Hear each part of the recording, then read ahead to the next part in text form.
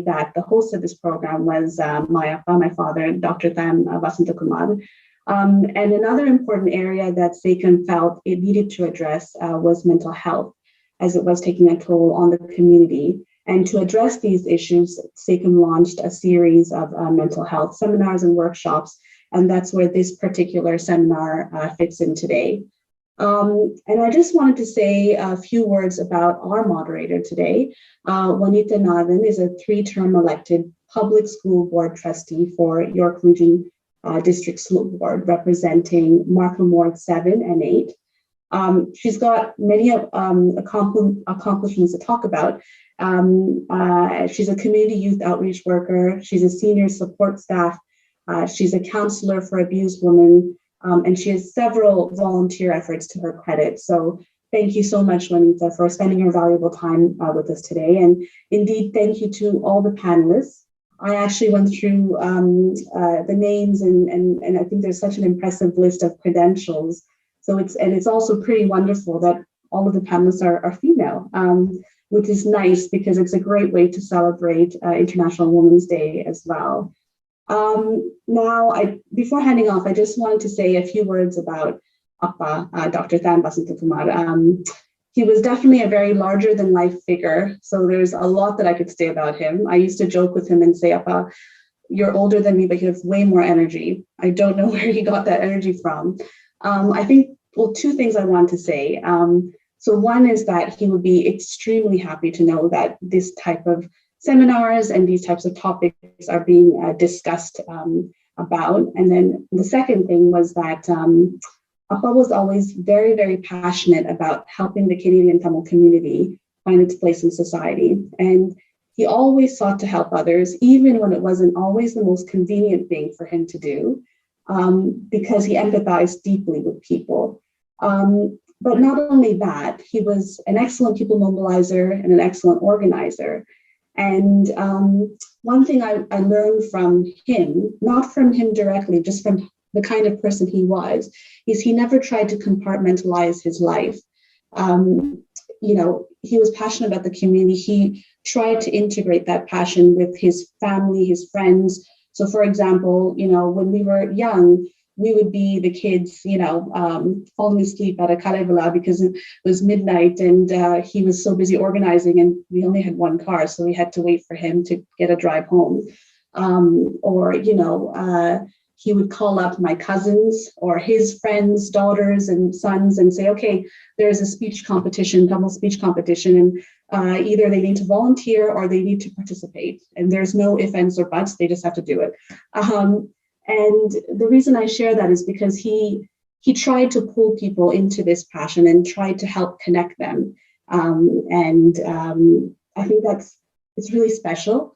Sorry, if I get emotional, I will try to move on. But that's something I'm trying to do in my life through learning that from him. And hopefully it's a little insight for all of you to take back, is how do we integrate our lives to be the full breadth of who we are, not just in one area, but throughout all the areas, and make sure that at work, in our personal life, in our community life, we're always that one person. So hopefully that makes some sense. I would love to now pass on to Juanita and kick this off, and I'm very keen to hear what everyone has to say about this topic. Thank you, Vaidehi, for that kind introduction and little bits about your father. Growing in this community, like you said, all of us here, I'm sure, has been touched by Dr. Vasanthakumar at some point.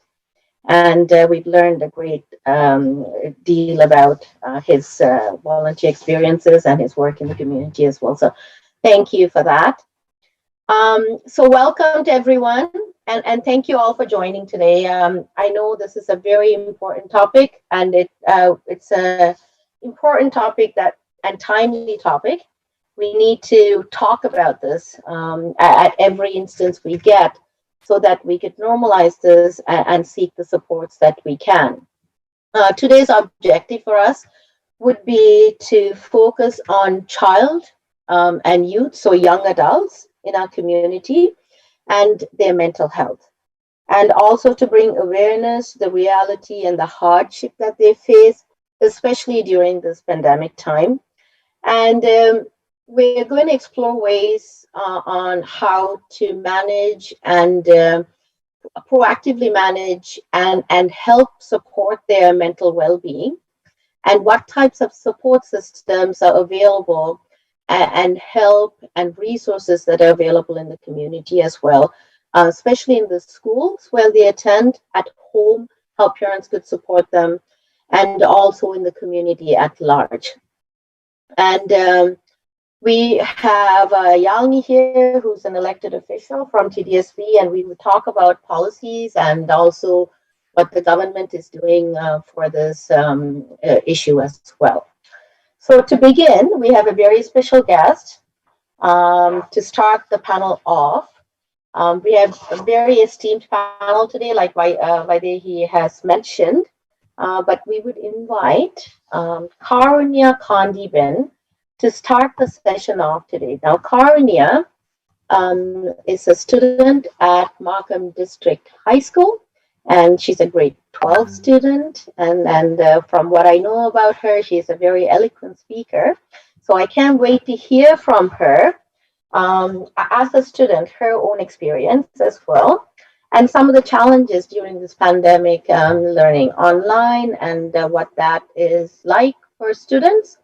And just share with us some of your experiences and your peers' experiences, if you can, during this very difficult and very unprecedented times of pandemic. Hi, thank you for that introduction. I just wanted to mention, I actually go to Bill Hogarth, right beside Markham District, so it's really funny because Markham District and my school are very close to one another, so yeah. I want to start off by saying thank you for inviting me to provide a student perspective on mental health. But before I start, I think it's really important to mention, and what's most intriguing about mental health, and in a way what's most annoying about it, is that mental health is unique to each individual. Mental health, our state of mental being, deserves to be unique, because the methods I use and the methods maybe other panel speakers use may not be the same as some of my peers or my friends, because we deserve to be unique individuals. Therefore, we deserve to have a unique mental state. So I will try to the best of my ability to represent the student voice, but I think it's important above all that you speak to the student, the child, the sibling, or the member of your family, because only they know what's really best for them. Yeah. So coming back to the challenges, oh, sorry, it says it's being recorded. Okay, so coming back to the challenges that I faced during the pandemic in an online environment, overall, I think there was one challenge that I faced, one main challenge at least. And it's something I faced even before the pandemic and something I continue to face now, something I'm sure a lot of you can relate to, and it is burnout. So I'm sure a lot of you know what burnout is, but just in case you do not, it is essentially a state of emotional exhaustion due to stress. And like many high school students, like many of my friends, I have an unhealthy habit of not rewarding myself and just going full-on work without any breaks, because I think I need to keep pushing until the work needs to be done. I, like many teenagers, continue to push myself till the end, until like the exams. I will push myself all the way through. And unfortunately, this does lead to burnout. This was something I experienced mostly throughout online learning. During my time online, I felt I was constantly working, constantly in front of a screen, and never giving myself a break. And so I was just completely unmotivated and uninspired to do anything, because I was just sitting in the same spot all day. So what did I do to get out of this slump? I kind of just went outside and I just sat there. I sat there and thought to myself, what is it that's making me so stressed? So I was just thinking to myself, trying to pause from all the thoughts of like school, work, other commitments that I have. And I was just sitting there and pausing. And what I realized is that it wasn't the schoolwork that was bothering me. It wasn't the schoolwork that was making me stressed. It was actually the fact that I was sitting in the same spot all day. I was losing my connection to my family, my friends, to nature, to the things I love, like my music. I was losing all of that because I was sitting at a screen all day trying to do my schoolwork. So I acted upon this and I set myself a goal. I said no work after 6:30 p.m. And that might seem early, but it gave me the chance to do things that I love, like go play some music or go spend some time with my family, with my little brother. It gave me that time to appreciate myself. And I also started something else. I started working out at 5:30 in the morning. Now, that also sounds like a lot of a stretch, but it forced me to get up in the morning and exercise, get my mind and my body working, because whether or not we like it, our physical health is directly correlated with our mental health. And so to have a good mental state, we also need a good physical state. Yeah, so that's my journey in terms of mental health. In terms of what I think the parents, teacher, and the community can do, I think the best thing any parent, any teacher, really anyone can do for a student is to let their student, their child, family member know that they're there for them. Unfortunately, the slumps in our mental health, they're inevitable. We can't really stop them, but knowing that someone's there for them makes it all the more bearable. I know whenever I'm going through a slump, my closest support system is my parents. So what I'll do is I will actually just go to them and I will sit with them. They will sit with me, but we won't say a word. They're willing to sit there with me and wait until I'm ready to say something and I'm ready to explain what's going on. And knowing that knowing that they're willing to sit and wait, and knowing that they're willing to just stay there and not force me into anything makes me feel very comfortable, and I'm grateful for that. I think that the school system and the community can give the children all the resources possible, but if that child does not have someone that they're comfortable with, they won't be able to share what's going on. So it is important, it is essentially vital that these students have someone that they're comfortable with, like my parents, that are willing to listen to them wholeheartedly. I also think for students, if there are any here, it's important to find what brings you joy beyond academics. Being in my final year of high school, everyone's completely focused on getting the highest grades and getting into the best universities. I think they forget that we're in the present and that we're in this time in our life where we should be able to enjoy it. And so I think finding little joys in small things is something that's really important so that we can stay living in the present. And yeah, that's kind of what I think about mental health and where I'm at right now. Thank you for sharing that insight, Vaidehi. And sorry, I just assumed you went to the same school as your father, who is principal at. Yeah, no, don't worry about it. Don't worry. I go to Bill Hogarth because I'm a French immersion student, so I try to diversify my interests that way. Yeah. Thank you for sharing that insight. It's really good tips for a lot of the youth who are dealing with mental health, and also for the adults. It's very motivating to know that you're working out at 5:30 in the morning, and it's very important to keep that balance. Just to follow up, if I could ask, you're going to school in person, I'm assuming, right now. You're not online? Yes, I'm back in person. Okay, good. And do you see a lot of difficulties with your peers, and do you feel like that they would need more support, or how they're actually managing that? And is the school adequately supporting them, do you feel? So I can say two things. First of all, I'm in an environment where I'm in grade 11, but I'm working with grade 12s. So a lot of the grade 12s around me are very school oriented. They're very focused on what their future is going to be, because it is a stressful time. In grade 12, we're kind of forced to figure out what we want to do for the next 4 years of our life. And it's that life-changing moment where, am I picking the right path, right? So I think that's taking up most of what people are trying to do. So guidance counselors especially are trying to kind of ease that stress, kind of trying to make them feel like this isn't the end of the world. You can always go back and choose a different path. You can always find what's most comfortable to you. So I think in that way, that's kind of the support we're getting from the schools. And I think from home, that's something we need as well. The second thing I can speak to is, so in December, there was something that unfortunate that happened at my school specifically. And so during that time, everyone was kind of in a state of shock. Everyone was in a state of sadness, and like we were just confused as to what was going on. So I think the best thing that our school did was they brought in people that they knew would be able to talk to us and that would be able to listen to us, and they gave us the time to be with each other, because that community, the people who know you best are the people who understand your story, right? And in that case, it was the people at the school. So they let us be a community and let us work together as a community to help each other's mental health and to build each other up. I'm very glad to hear that you had that kind of support during very difficult times in school, especially during this pandemic, and students are trying to do their best with what they can, right? So I know that there are kids who are going to go into school maybe next year when the online is no longer an option, who have never set foot in high school. So they may have gone through 2.5, 3 years, and they may be going first time to school in grade 11. So these are very difficult times, and we as a community have to recognize that and to provide that kind of support. So thank you, Vaidehi. You could stay on while we move on to other panelists, and feel free to jump in anytime. But we do understand if you have other things to do. Today is a Saturday, and you may have other things lined up. So feel free to leave anytime.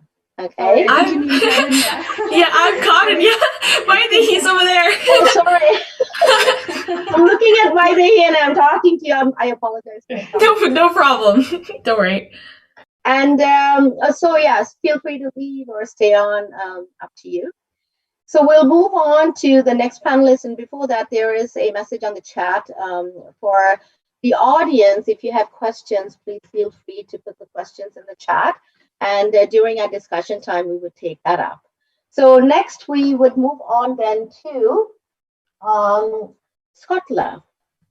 And Skotla Nasingham.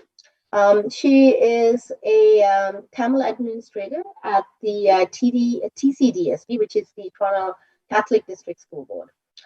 She is a very new vice principal at St. Patrick Catholic School. I have lots of memories of working with her at John Vanier, where she was a teacher for a long period of time. She has an honors of science degree from University of Toronto and a Bachelor of Education degree, a master's in education in literacy from Mount St. Vincent University. She works with Tamil Civic Action as a member of the Ontario Tamil Educators Network and is very passionate about the education and the Tamil community. Welcome, Skotla, and thanks for making time. So as a principal, we've listened to the student, so it was very informative for us to kind of know what the students are going through.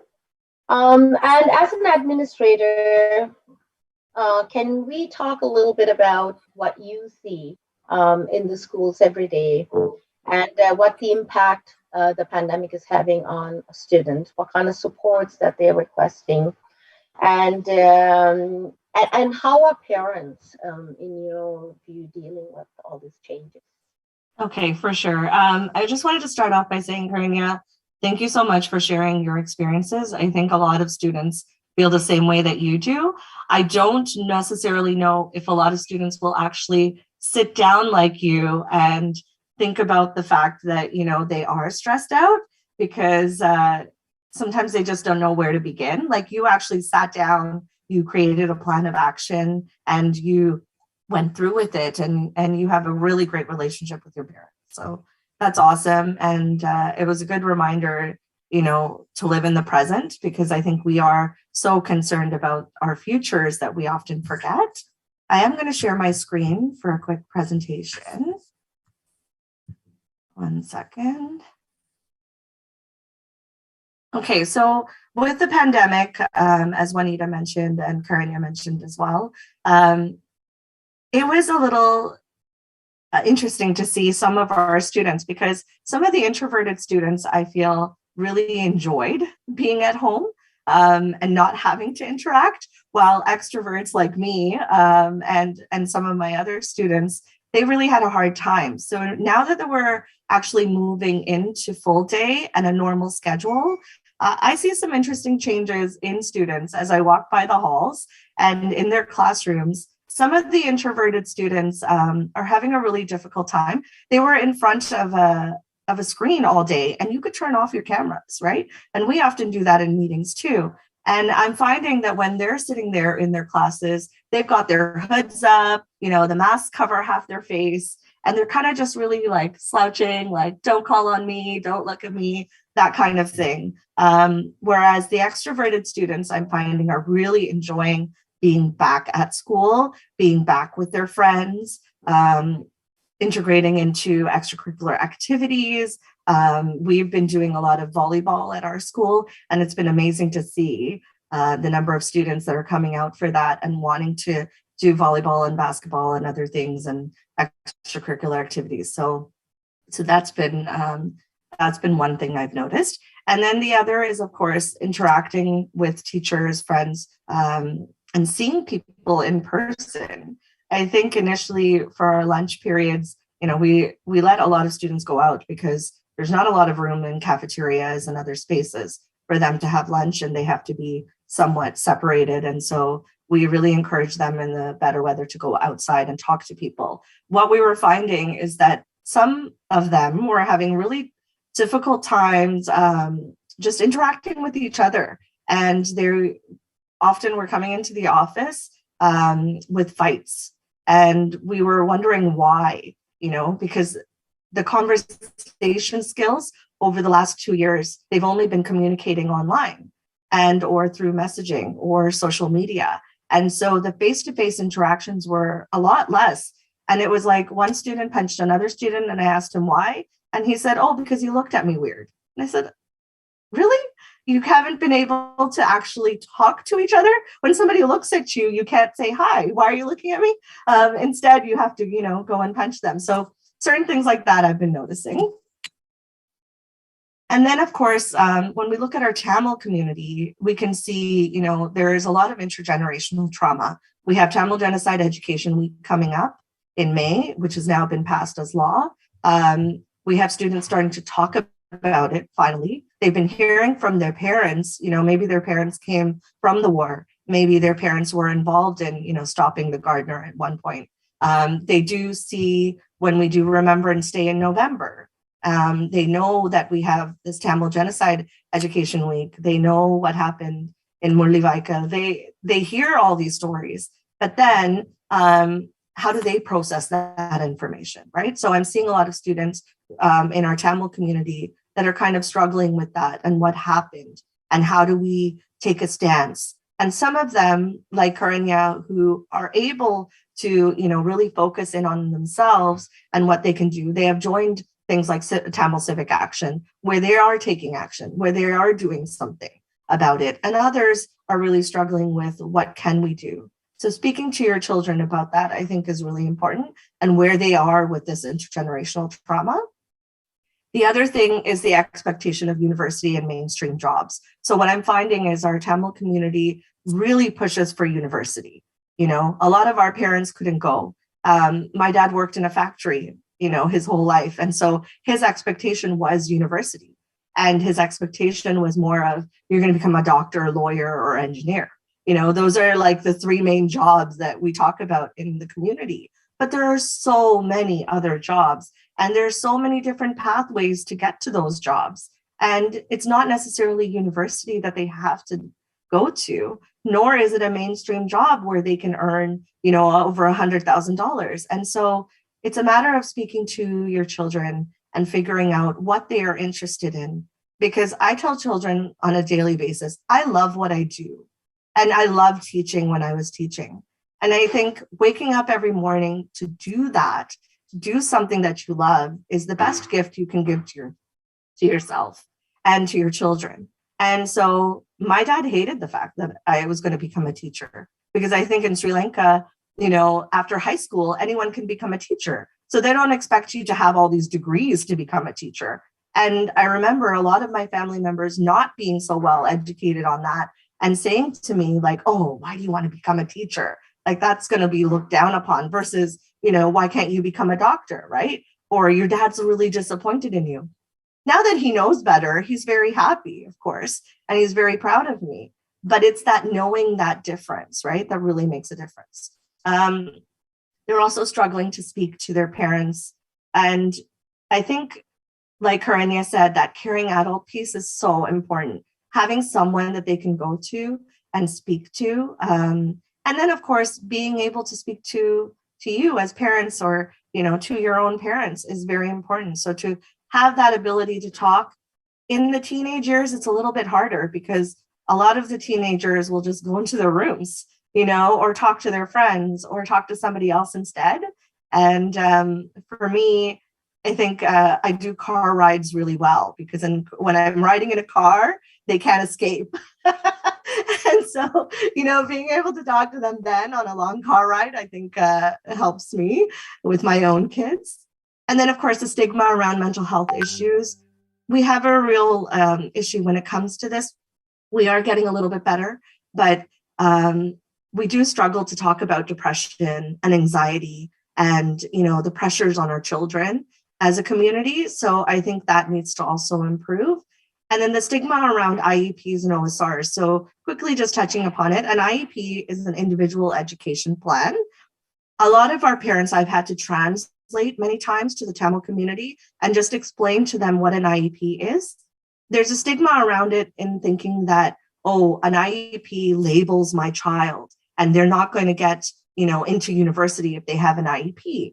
But in fact, it's different. If your child is struggling, if your student is struggling, they need certain accommodations. They have their strengths, they have their weaknesses. All of that's going to be listed on the IEP. And then it gives accommodations for teachers. So when the teachers look at it, they say, okay, you know what? This student needs extra time. This student needs a specific laptop to help them. This student needs a teacher to scribe for them. So whatever the help is that your child needs, that will be written on the IEP. And in fact, it helps them even when they get to university, because a lot of universities and colleges now make use of the IEP. So if you have an IEP, you can actually bring it with you when you go to university and college and have them take a look at it, and they can also give you the accommodations. And if your child doesn't get that help, they may not get into university or college, right? And so if they have that, it actually helps them succeed in their high school life. So that's important. And then an OSR is an Ontario an Ontario student record. And basically this goes with them from kindergarten all the way up until grade 12. And it's carried from their elementary schools into high school. And it houses everything that you can think of in terms of student documentation, whether they've been suspended or not, any progressive discipline. All of that is put in there. The good, the report cards, and the bad are usually put in there. But a lot of our parents in the Tamil community think that it's somehow going to follow them when they go to university or college or after. And that's not the truth. So it goes up to grade 12. And then we as administrators, we store them in a vault. After that, we have to keep it for 10 years. But that's it. It doesn't follow them anywhere. It stops at grade 12. So please don't be afraid. If your child makes a mistake, that is okay. Our children make mistakes. They learn from it. We grow, right? So the other thing that our students are struggling with right now is their identity. And there's a lot out there in terms of pronouns and what they are and what they can be and all of that stuff. And they're really struggling with who they are. They're trying to figure all that out in their teenage years. And it's up to us to support them while they're doing that. I had one of my sister-in-laws actually call me the other day to say, my daughter is friends with someone who identifies themselves as 2S LGBTQ. And I don't want them to go to the same high school as this friend. And I thought, are you really?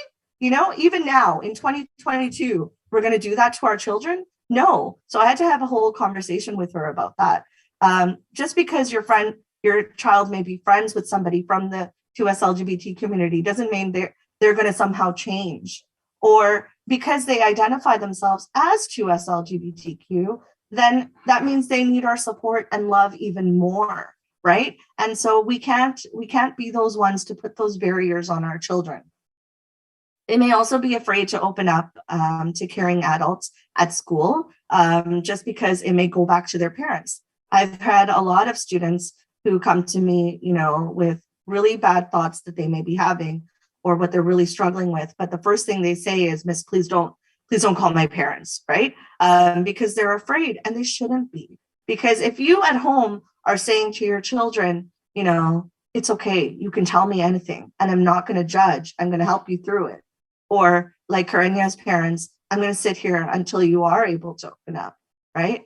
And I'm just going to sit with you. If you're doing that at home, then your children are not going to be afraid. And they should be able to open up to you, but also open up to someone that they care about at school. And that's why we're here as well. And then negative self-talk starts really young. Body image starts really young. I'm finding my own children, who are saying, oh, I'm fat, or I don't like this about my body, or, I don't like that. And when we compare our children to other people, that's what we're doing. We're increasing that negative self-talk. So, at home when I was growing up too, my dad always says, oh, avala pad, avala pretty padikra, and me and the marks are I got straight A's, but still, okay, it wasn't good enough, right?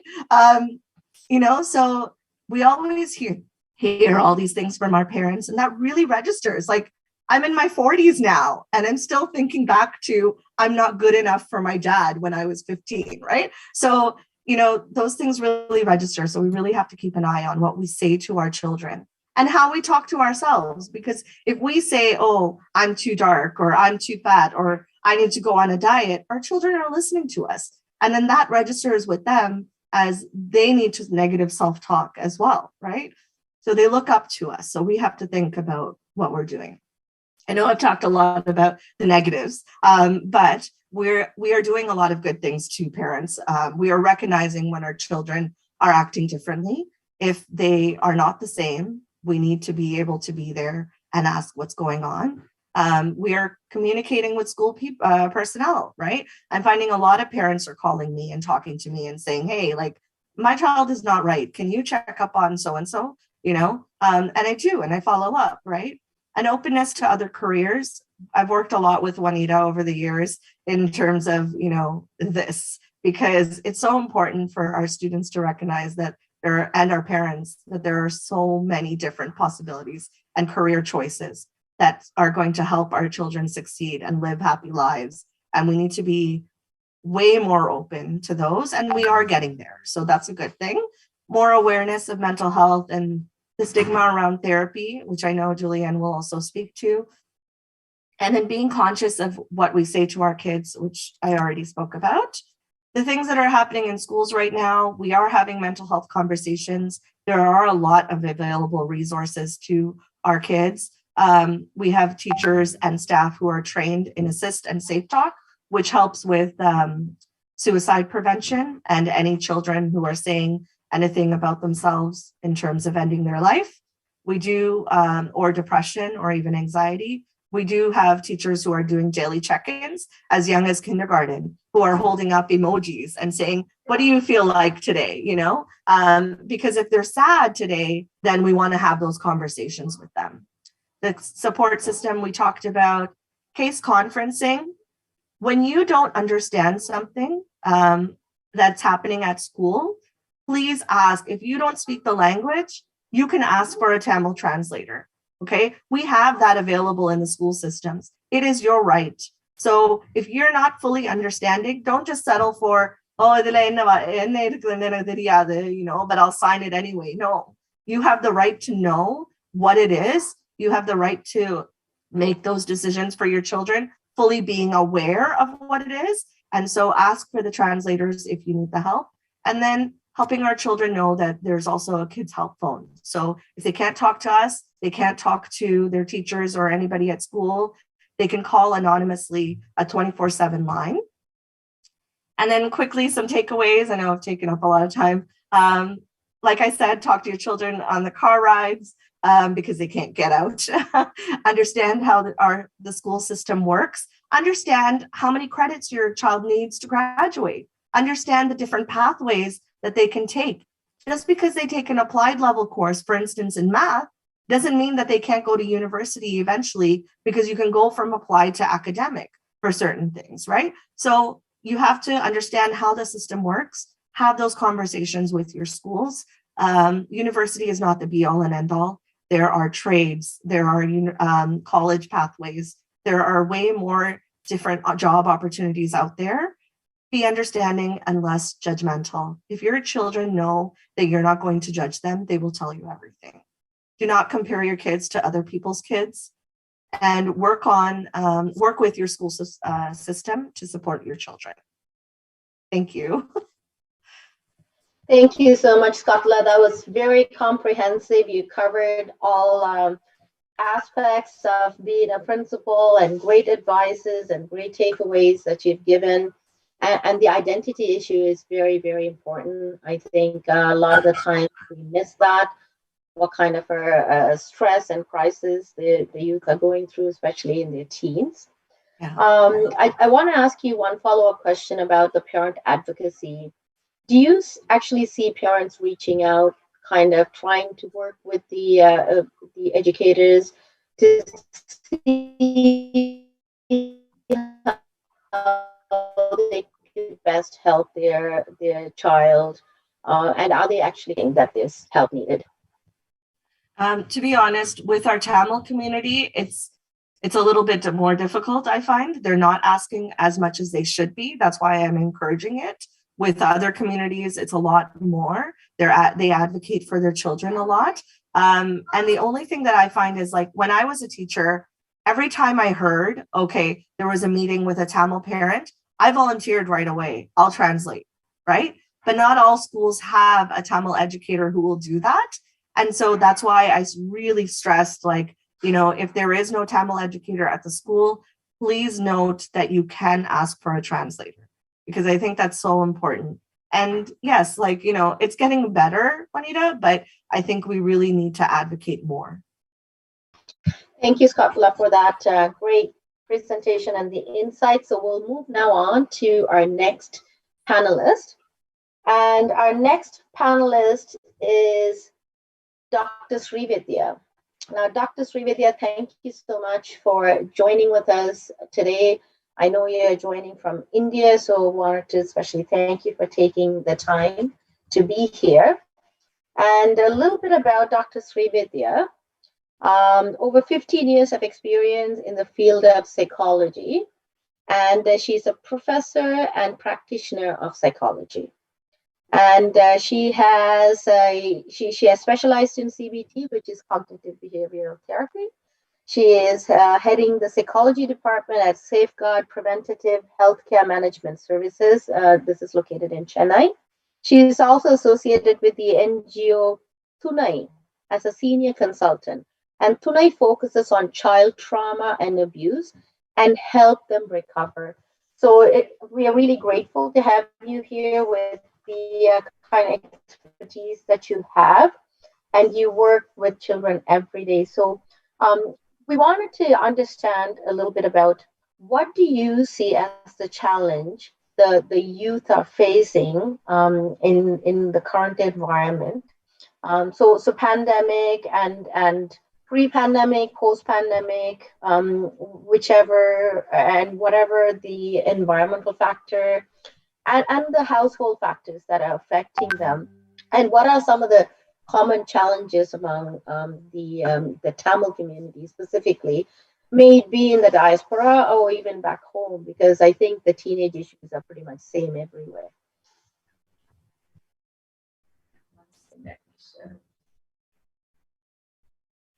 Thank you for that introduction.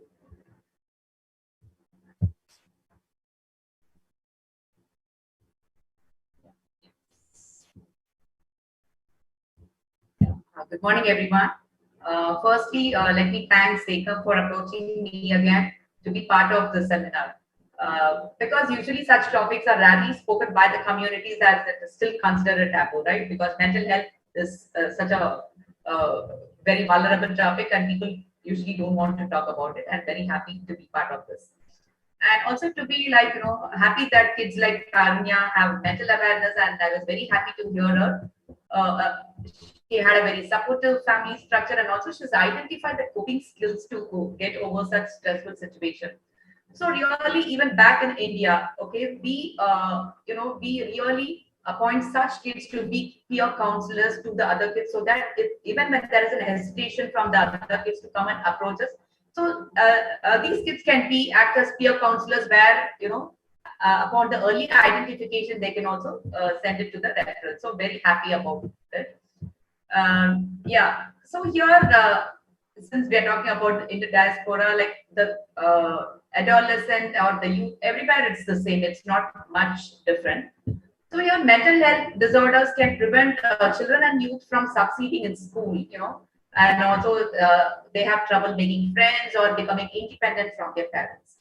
So here, children and youth with mental disorders, they also have trouble reaching their developmental milestones, right? Because something is holding them back, they're not having the clarity or the focus. So we need to address it at the earliest. So the good news is that the mental health disorders are treatable, but then why don't people approach us? That is a very pathetic thing.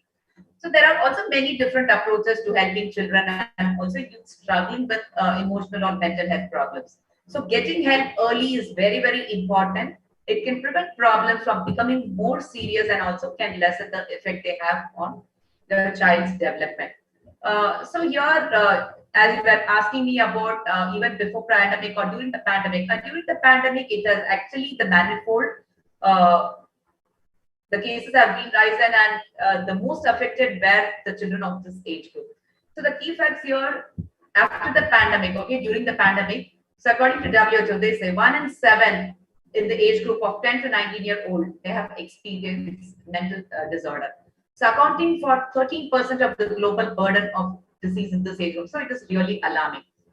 Now, what are the common mental health illnesses here? Depression, anxiety, and behavioral disorders are among the leading causes of illnesses and disability among adolescents. And can you imagine suicide is the 4th leading cause of death among the 15 to 19-year-old.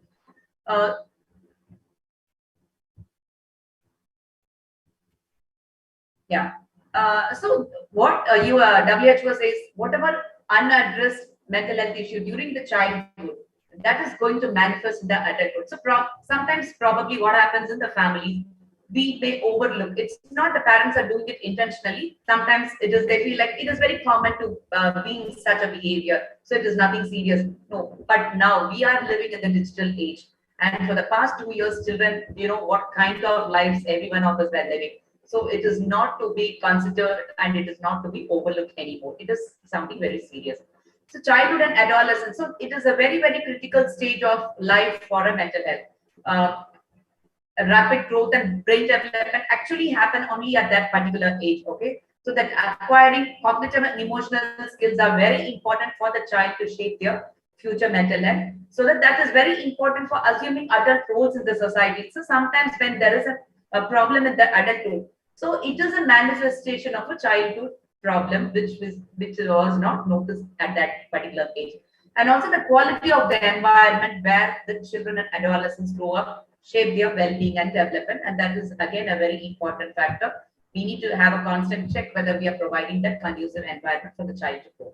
And also the early negative experiences either in their homes or in the schools or in the digital spaces. Now so they are prone to that exposure to violence, the mental illness of a parent or other caregiver that could also trigger some negative experiences in the child, and also bullying from the peers and also poverty. So these are the risk factors for mental illnesses among this age group. Yeah. So prevalence, as we were talking, 1 in 5 children and youth experience some sort of mental health challenges.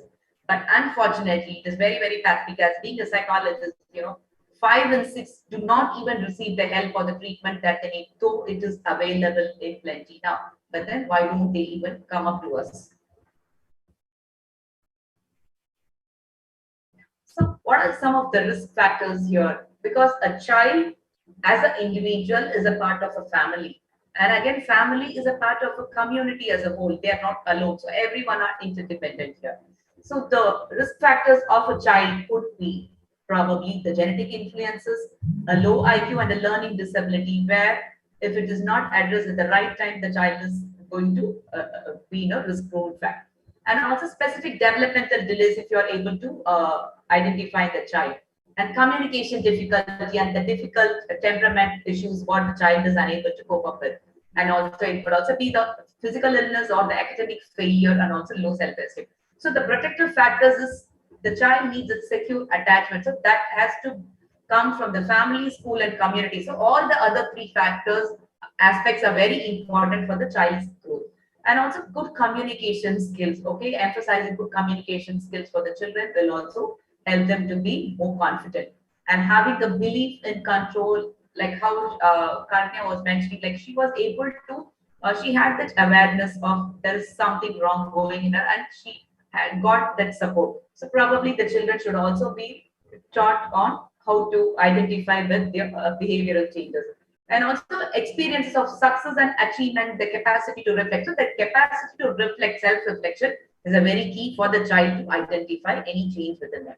And the risk factor from the family could be, so I wanted to more focus on the family structure and the parental role plays a very, very key role in the child's mental health.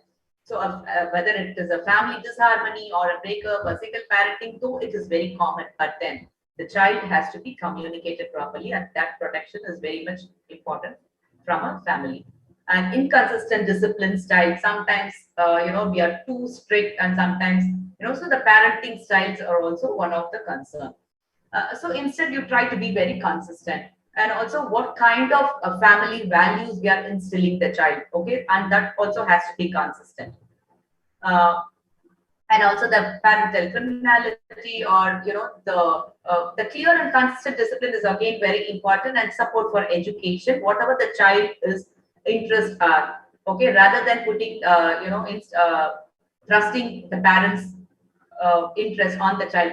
Identify with the child what are their interests, and as Kotla was mentioning, so the career choices have to be made by the children and not by the parents.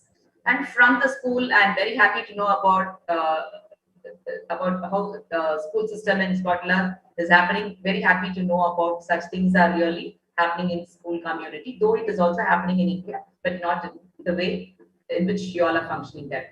And also in the school, the children are prone to bullying from their peers.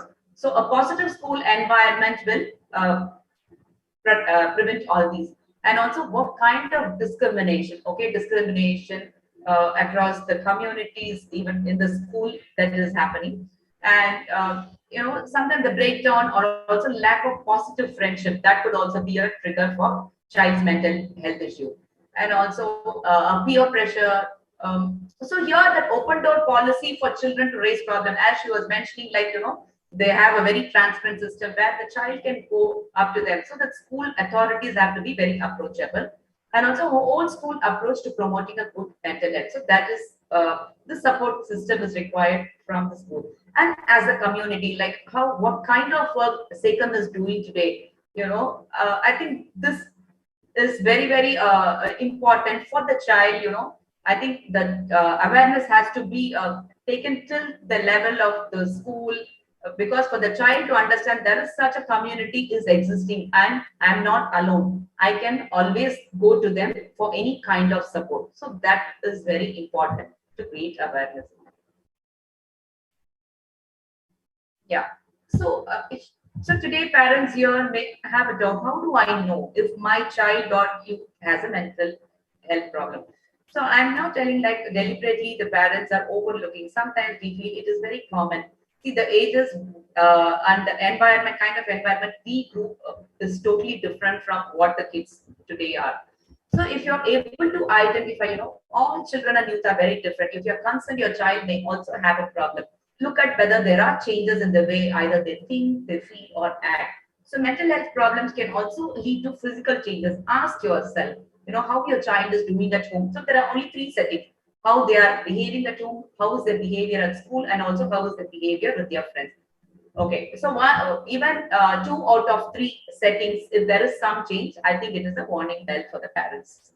Okay, so identify with the changes in their thinking. Identify if they all of a sudden they've started to talk negative things about themselves or blaming them for things that is beyond their control. So if they're also having trouble concentrating and frequent negative thoughts, changes in school performance. Okay, so these are certain behaviors where you can identify that the child is having some problem.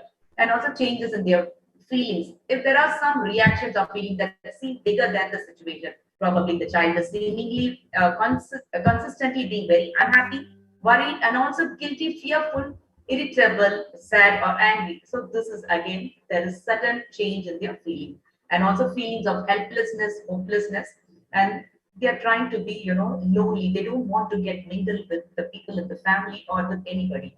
Okay, and this is again a serious problem that the child is facing. And also the changes in their behavior. If they try to wanting to be alone always, sometimes the children don't want to even come out of their room, even for days together. They want to remain alone. And they also tend to cry very easily. That emotional outbursts are very frequent, which you have not noticed in the child earlier, but all of a sudden the child is exhibiting such behavior, and also showing less interest or even withdrawing from the activities what they had interested earlier, or overreacting all of a sudden, or sudden outburst of anger or tears. Okay, even for very smaller incidents, if there are some mood changes, I think that is again a warning bell.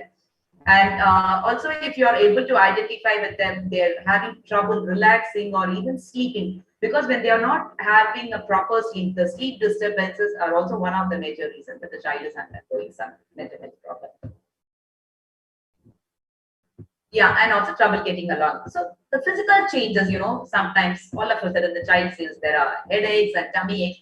And when you talk about physical changes, during this pandemic, this 2 years, I've had so many kids, particularly girls, who had been referred to me for eating disorders. All of a sudden, like how Scotland was mentioning about the body image, okay, that have taken a toll on the teenage girls. All of a sudden, they say, I have to look very thin, and I have to meet the world standards of the vital statistics are very plumpy. So that is also one of the reasons why the child is having a serious mental health issue. Whether even the lack of energy, or also feeling tired all the time, or either sleeping or eating problem, and too much energy. Sometimes you could also see, some kids keep biting their nail, or also twisting their hair or something. Yeah. So now that you've identified with what kind of problems. So again, I'm not telling, so whatever problems I've listed here, if it is consistent for quite a longer time, only then it is worrisome, or else they're perfect. Okay, if it is very rare and it is not very quite often, don't need to worry. Okay, so how to nurture your child's mental health? So help your children build strong, caring relationship. Okay, so who can do this? A significant person is consistently present in a child's life. Okay, either it could be a parent or other family member. Is someone your child spends a lot of time with, and also knows they can turn to them when they also, turn to them when they need help. Spending some time together each night around the dinner table, resilience building activity has to be taught from the family, and also help children and you develop self-esteem so that they feel very good about themselves. Help children. So show lots of love and acceptance. Accept them as how they are. Okay, it's not like how you wanted it to be. Praise them whenever they do well, even for this. You feel it is a very small thing. Why should they be appreciated? No, they're always constantly looking for your validation. Don't forget that. And also recognize their efforts as well as what they achieve. And also ask questions about their activities and interests. How many parents here really know what are the interests of your children? Okay, and help them to set realistic goals, and always listen to your children. That is very important. Sometimes we hardly listen to them, right? And try to create a safe, positive home environment. Be aware of your child's media use, because that is very, very important. Whatever that cyberbullying is all happening, it's because the parents are not at all aware of the child's media use, both the content and also the amount of time spent on read. So you have to be aware whom they are interacting with on social media and what kind of online games they are associated with. So be careful also about discussing serious family issues. There are some kids, they are very emotional. They cannot take complex decisions. Though we say involve your children in the discussions of the family, but sometimes some kids are very, very sensitive to discuss about finances or also the marital problems, the family issues, and the illnesses around your children. So when they are not comfortable, don't force them to be part of the discussion. And also provide time for a physical activity. So instead being to be a very strict parent, provide time for the physical activity, what they are interested in rather in your interest, and also family activities. And also you be a role model by taking care of your own mental health, because if you're losing your cool, you're not going to properly interact with the child. So you should also talk about your feeling and also make time for things that you enjoy. So in difficult situations, help children and youth solve problems. So teach your child how to relax whenever they feel upset, rather than, so for that communication and listening is the first important thing. So this could also be a deep breathing, like how Karnya was telling, like, she said, I get into that deep breathing. I try to relax and then get into some deep breathing exercise. So that will immediately help you to settle down from your stressful situation. And also talk about possible solutions or also ideas to improve a situation. Probably the child is not aware. So as a parent, it is your responsibility to help them. So try not to take over, rather try to help them. So here, I just want to introduce a turtle technique here. So whatever Karmia said is the same thing, but with a very slight changes here. So whenever anyone is in a very stressful situation, so this technique goes well even for the adults. It is not only for the children. Whoever feels something different, behavioral change or emotional health. So try this technique. Step one is whenever you feel stressful, okay, immediately stop. Try to stop whatever you're thinking, right? So when you're starting to feel upset or angry, just try to immediately stop the thought and tuck yourself in. So number two is tuck yourself in, like, tuck your tummy in. Now slowly take 3 deep breaths inside, okay, as if the turtle is getting inside the shell. That is why it is called as a turtle technique. So take 3 deep breaths inside of your shell, okay, and slowly try to exhale. Then now after 3 deep breaths, now slowly I think you've come to the calm state. Now you think to derive solutions for the problem.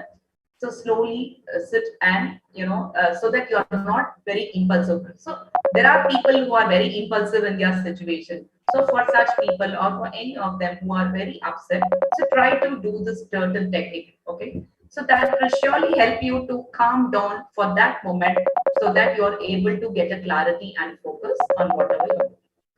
Yeah. Thank you all for listening to me. Thank you, Dr. Srividya. That was very informative and lots of information there. And I don't know if you would at some point share your presentations. This is to all the presenters. Maybe SACEM could use that to put up on their website, so parents could maybe follow along when they're listening to the videos and presentations. Thank you so much. There will be questions, but we'll move on to other panelists so that we could get the basic information out to the parents and to students and whoever is watching. And to the audience, if you have questions that you want answered by a particular panelist or just general questions, please feel free to put them in the chat and we'll take that up after the initial presentations are done. So we would now move on to Kimberly. And Kimberly is an addiction counselor. And thank you, Kimberly, for joining us today. Kim works as a Canadian certified addictions counselor and soon to be registered social service worker. So congratulations, Kimberly. And outside of her career, she is an animal lover, adventure seeker, nature lover, and very family oriented. And as a therapeutic relations with a non-judgmental environment, which is very important for clients. She believes in a holistic approach to treatment, examining the impact a client's biology, psychology, social and cultural, spiritual has on one's unique mental health concerns. So thank you for joining us, Kimberly. And as an addictions counselor, what are you seeing these days? And has the prevalence of addiction as a coping increased due to pandemic? And what is the trend like among the youth nowadays? Yeah, thank you for having me. Thank you for this, for inviting me. What I find as an addictions counselor with adults and youth is that it's definitely gotten worse for both populations during the pandemic due to isolation. A lot of services closed as well, and people weren't used to the online treatment setting. So it was very difficult, especially for people struggling with addiction and mental health.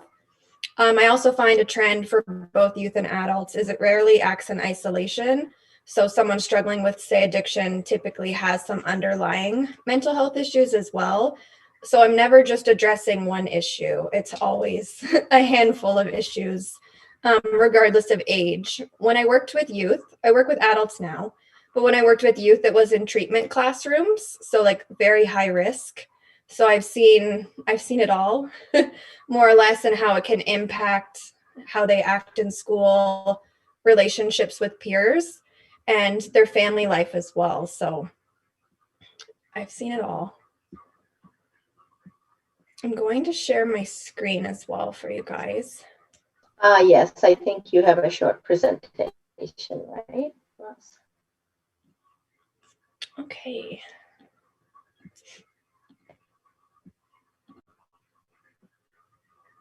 Okay, perfect. So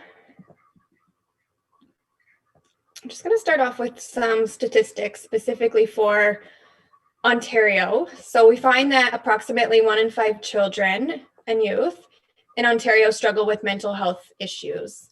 70% of those mental health challenges have their onset in childhood or youth.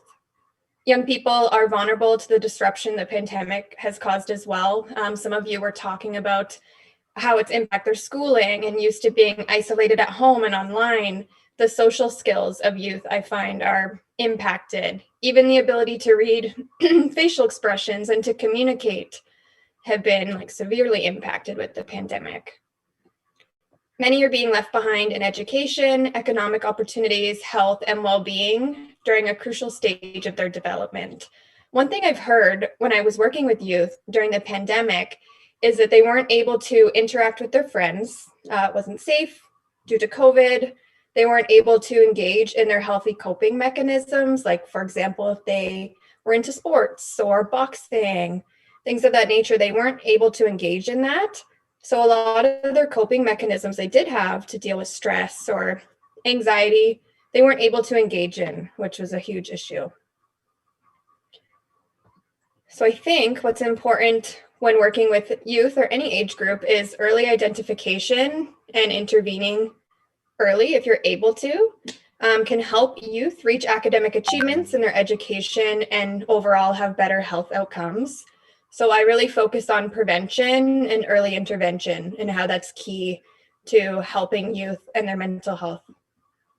Many children and youth will exhibit different moods, thoughts, and behaviors at various times that can be part of normal childhood development. So hormones, growth, normal teenage stuff. Sometimes it's hard to differentiate between, is this mental health or is this, normal youth development? So just having that education on early warning signs. So if that intervention is necessary, parents and teachers and youth workers will be aware of when to, seek further support. Children and youth may lack healthy coping strategies if these are not taught or role modeled in the home or classroom. What I found when I was working with youth is it did stem back to family. Keep in mind, these were very high-risk youth, so a lot of them were living in group homes, histories of abuse, but they didn't know any better. So if youth aren't taught in their home or by role models, authority figures, how to cope, how to communicate, they're not going to be able to do those things. So I think it's super important to have patience and empathy for them as well. Patience, I think, is key when working with youth. Some early warning signs of mental health issues is if a youth's marks are dropping, they're isolating, frequent outbursts of anger, changes to their sleep or eating habits, acting out or rebelling, using substances, not doing things they used to enjoy, so just lacking motivation, experiencing frequent mood swings, not concerned with their appearance, could have obsession with their appearance and their weight, lacking motivation, increased risk-taking behavior, feeling down, or constantly worrying or feeling anxious. So those are some things to definitely look out for. I think it's important as well to be mindful of how intense these signs and symptoms are. If they're lasting for long periods of time, are they appropriate for that child's age? Children all develop through stages, so is that normal for them? And if it interferes with their life. I put in some common mental health issues. There's definitely more than I have listed here, but these are some very common ones you may see. First, I put substance misuse and dependence. Many young people experiment with substances without becoming dependent on them. Experiential stage is very common for teens. However, it puts them at a higher risk. So if someone starts using younger, they're putting themselves at a higher risk for addiction problems. Youth struggling with substance use are more likely to be diagnosed with a mental health issue and vice versa. So if they're using substances, it can onset mental health, or if they have mental health issues already, they may use a substance to self-medicate if they're not diagnosed. That's pretty common. Next is anxiety and stress. So if they're troubled by anxiety, encourage them to talk about it with someone they trust. It doesn't typically go away on its own, but it's definitely treatable. And there's so much pressure I find now to get good grades. You guys were talking about that, to look a certain way. Social media, I think, plays a huge part to this anxiety and stress that youth are feeling. So children and teens may feel pressure to do well at school or to look a certain way, or they could be feeling the strain of living with family conflict or being constantly bullied. Any of these stressors can cause the body's stress response, which just means our hormones go into overdrive. Everyone has a fight or flight response when they're unable to cope with that anxiety and stress. Next is depression and mood disorders. So this is the experience of feeling down for a long period of time. It's definitely more severe than just feeling sad. It's when someone feels hopeless, helpless, and they can feel worthless as well. Definitely will interfere with most aspects of life, school, family, and relationships. Again, that early intervention is really going to be helpful.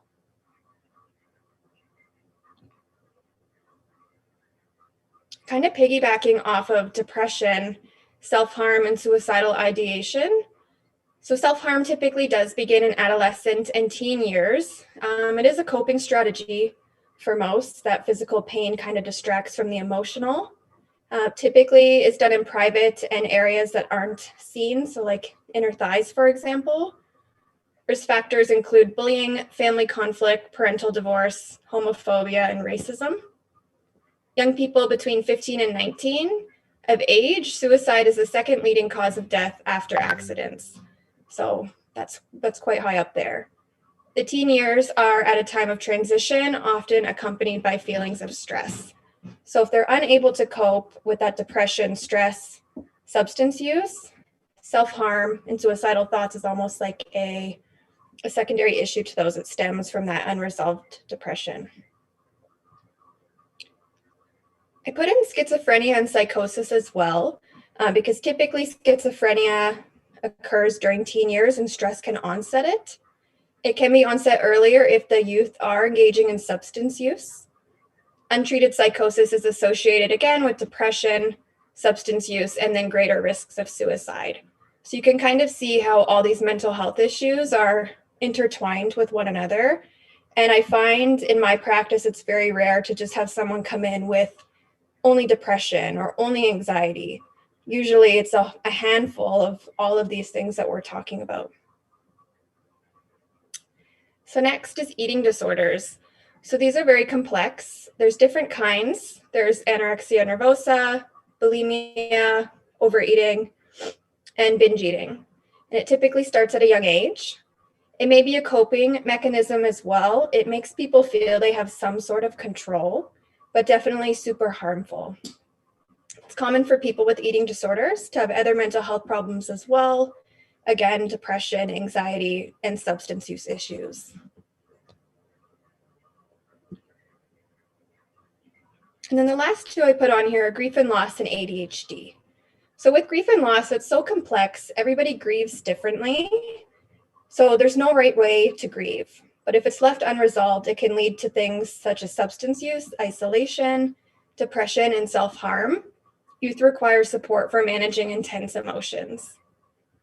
And then for ADHD, one thing I really noticed is when the youth would come into the classrooms and they didn't take their medication, they were a completely different student than when they took their medication. So sometimes they kind of acted out, or I put deviant in quotations, because they weren't able to relax and focus.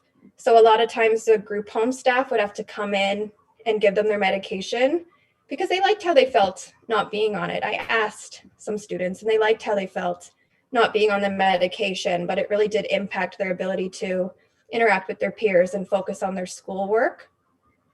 Another aspect of that is that youth with undiagnosed ADHD may engage in stimulant use because stimulants help them feel balanced. So if they're not diagnosed, they may use a stimulant and feel more balanced and self-medicate with that substance. So it's important to pay attention to early signs and symptoms and intervene early.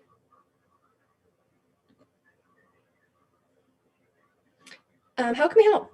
So for parents, they can observe and listen to their instincts regarding their child, facilitate an open dialogue with them, which most of these speakers today kind of said have that open dialogue, trust, and communication with their kids. Collect as much info as possible. Parents are typically in the best position to know if their child's behavior requires further attention. And that's assuming they're living with their parents. Sometimes they live within group homes and things of that nature, or foster parents. It can be confusing trying to tell the difference between symptoms of mental illness and those normal challenges that all youth experience from time to time. Arrange professional support if required, or if there's any concerns, even from a teacher's point of view, just seek consultation from a healthcare professional or bring those concerns forward to the parent. I think it's important to build the knowledge and skills of frontline staff and student leaders in post-secondary institution to increase their capacity to address the mental needs of students. What I did notice is that the teachers in the treatment classrooms didn't have the training that the child and youth workers had to manage the behaviors. And I think it would be really important for them to have that training to an extent as well, because if you're working with high-risk youth, sometimes they can be violent, right? I've seen many desks flipped over, things thrown, and if they attack the teacher, for example, in one of these outbursts, they're not able to intervene the way a child and youth worker can. But I think it'd be important if teachers were able to have that training to help with the dialogue. Maybe they do now. At this time, they didn't. Foster innovation and collaboration that promotes systemic responses in the post-secondary system and address the mental needs of students. And then develop strategic partnerships to leverage external knowledge, resources, and relationships that address the needs that the students have with their mental health. I've seen tons of cool things now where they're doing like mindfulness meditations in schools. I think it's great that a high school student is on here talking about mental health. It's like when I was a teenager, I definitely didn't have that self-awareness, so good for you. And then I just tossed in some services. I put it by location. I won't read through all these, but I put it by Central, East, so more Durham, Kawartha Lakes, North area, and then West. I only put a handful in here. However, I wanted to show you guys a resource, if that's okay. Just give me a moment. I think it'd be helpful even for parents because anyone can hop on here and see these resources. 1 second.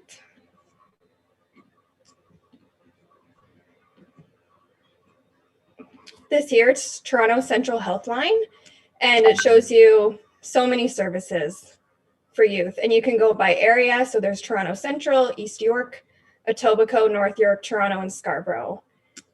And they have everything on here. So say you wanted to look at Central Toronto Youth Services. It has all the details, the website, what they offer. So this is a great resource. And I can put the link in the chat for you as well. Thank you so much, Kimberly. That was very well presented and very comprehensive. So thank you so much. And if there's questions from audience, we'll come back to you. And I know that the concurrent disorders are very, very important topic. And thanks for doing that presentation for us. Thank you. We'll move now on to Julian Rosniham. Julian is a registered psychotherapist, and she works at Empathetic Counseling Center in Scarborough, and she specializes in anger management and intimate partner violence, but also works with clients who are struggling with anxiety and depression. This year, she is proud to celebrate the recent launch of her first published book, and you could maybe give us the name of that book, Julianne, and she's talking about creating your own anger management toolkit, I think, through the book. So we'll get to know a little bit more about her book and what it's about. But at the moment, since we're talking a lot about the youth and the mental health wellness, as a therapist, what do you see mostly? Are youth coming to services on their own, or what are some of the barriers for them to seek help? And what is the kind of path they take before they have to come to you? What are some of the referral methods and things like that? If you could kind of touch on this. For sure. So I have definitely seen an uptick in the number of youth that I am working with. So I have worked with the youth previous to the pandemic, but it has definitely increased in the last 2 years. And there's been a few sources of referrals. I find the greatest resource is, go where the youth are. So that is social media. So we've definitely seen a lot of inflow from new clients who have found us on social media. And that seems to be like the primary, but also youth trust other youth. And so chances are, if you're seeing me, I've probably seen a friend of yours or a relative of yours. It is through word of mouth. But the nice thing that I've also noticed is that it's not just coming from the youth themselves, but also parents are starting to have conversations around, what are these services that are available? And so I've heard countless stories of maybe the parent of one of my clients has then referred a student from their social circle, because they get together and they talk about what their kids are going through. And so one parent might say my daughter is seeing this therapist. Is that an option for you? And so there's been lots of conversations that way. But also in communities where maybe it's a little hush hush, or you don't really quite talk about it with other individuals, we are seeing a lot more referrals coming in from family doctors. So students who have then talked to their parents about what they're going through and how they're feeling, or parents that might have noticed that there is a difference within their child, not really knowing where to go. They then talk to their family doctor about it, and then the family doctor can give some suggestions of maybe this is anxiety, maybe this is symptoms of depression, maybe you want to speak to someone about it. And so we are seeing quite a bit of a stream coming in from family doctors as well. And the nice thing is, I am very happy to get on the phone with mom or dad who are very new to therapy, don't really understand what it is. And I enjoy having conversations around what can you expect in therapy, and in what ways can your daughter or son benefit from therapy? And, you still sense a little bit of hesitancy because of the stigma that mental health comes with. But these parents are willing to give it a shot because the hope is that their child feels good at the end of the day. And so it is nice to see parents accompanying their daughter or son to the office. Here's an hour, take your time, talk to this individual and see where it goes. And it's nice when parents can really see the difference that therapy can make for them. So, comments that I've heard is it's nice that my daughter is coming and sitting with us to watch TV, or she's a little bit more vocal with what's going on in school, or I just noticed she's a little bit more energetic, or she's, trying new things. So it's really nice to see when parents notice the difference of the benefits of therapy, because I know in our community that can be a bit of a challenge or a taboo topic. And while we're kind of on it, I did want to talk about like what's going on? Because I know that a lot of our focus has been like, I've noticed these changes with my children and, you know, I want to be able to help them and fix it. But sometimes we can get so caught up in like the fixing that we don't focus on the why, like what's going on behind the scenes. Like, why are there changes in their anxiety, or, you know, why are we noticing depression within their symptoms? And so a lot of the conversations that I've had with the youth that come into my office is that, you know, already being a youth is difficult. You're dealing with so much pressure as it is, but then you kind of throw in the dynamics of what it entails to like be within the pandemic, that it just makes it difficult to like be a kid. And so, you know, one of the things that have really come up is that part of this surviving the pandemic is we're really going through like the state of grief. So grief is a deep sorrow that is experienced because of a loss. And so if you really think about it, our youth have lost so much in the past 2 years, and they haven't even had a chance to mourn this loss because we're still like in the depths of it. And these are things that a lot of my clients have expressed in therapy. So our youth have lost a sense of normalcy. So the life that they once had pre-pandemic, they no longer have. So things that we took for granted, being able to go to the movies, spend time with your friends, go to birthday parties, extra school activities, all of those things are very much predictable. It's no longer there anymore. So that structure, that routine that they're so used to, that normalcy is gone. I also noticed that our youth are mourning through the loss of fantasy.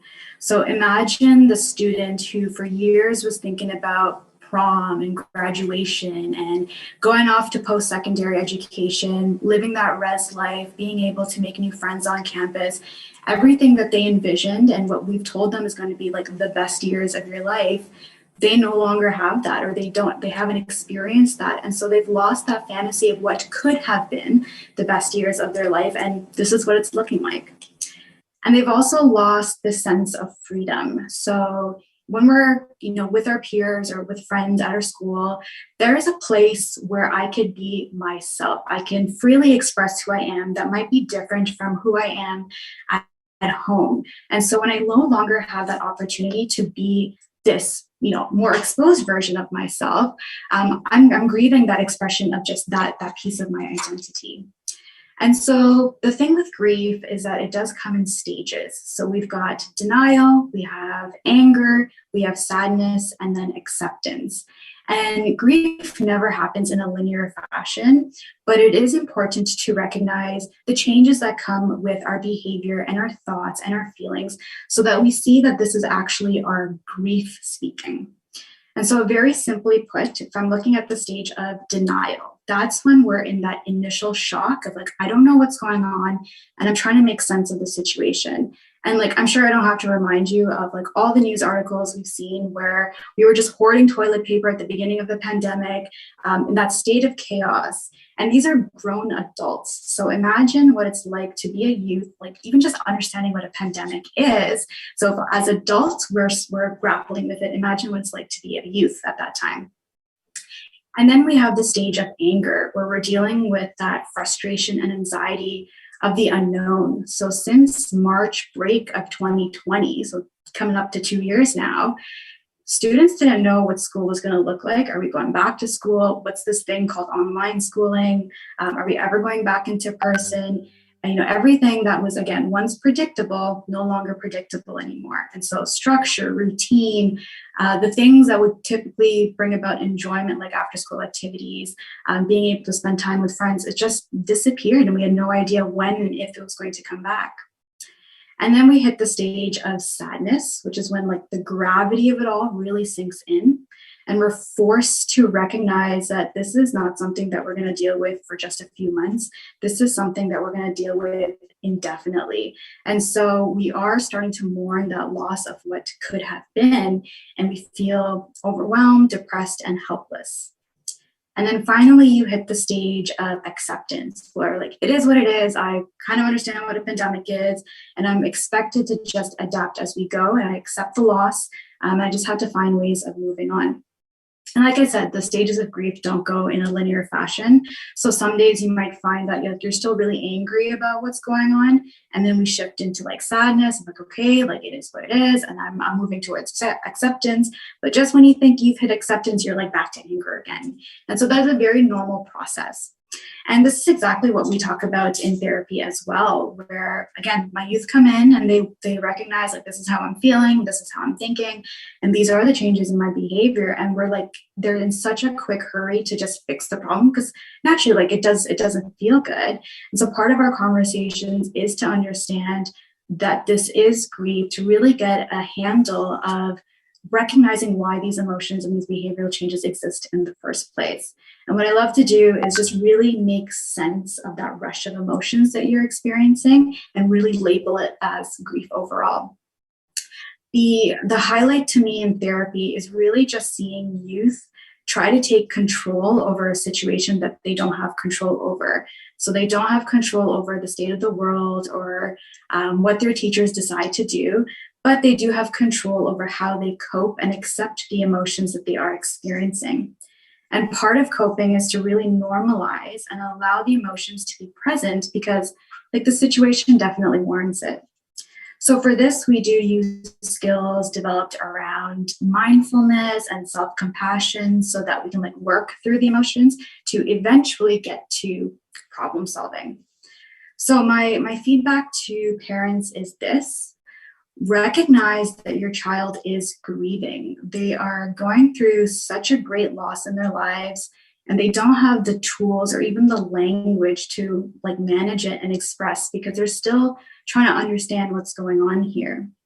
So speak to your children the same way that you would comfort someone who's going through the loss of a loved one. So we are listening with empathy, we sit with them in their grief, we remind them of their positives, we normalize how we feel, we accept their emotions, and sometimes it's okay to just give them that space. Also, give your kids some credit. They are going through so much and they are being tested every day, and still they are showing their resilience. They are learning to adapt so young in a world that cannot guarantee them anything. And yet they show up to fight these battles through grief, hoping for a better tomorrow. They show so much strength, yet are feeling so vulnerable. We need to appreciate how challenging that this can be for a young person, and yet here they are. So hug your kid today. Let them know that you see the struggle, but you're proud of them for fighting forward anyway.